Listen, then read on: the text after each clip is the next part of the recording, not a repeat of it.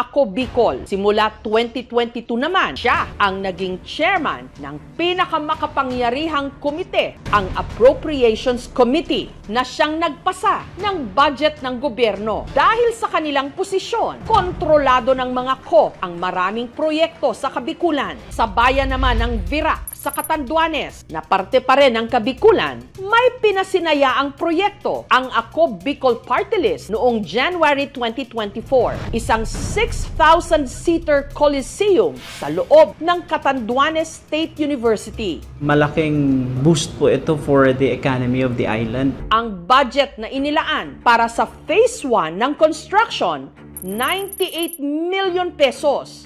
244 million pesos naman para sa Phase 2. Pero makalipas ang isang taong construction, heto ang lagay ng Coliseum ngayon.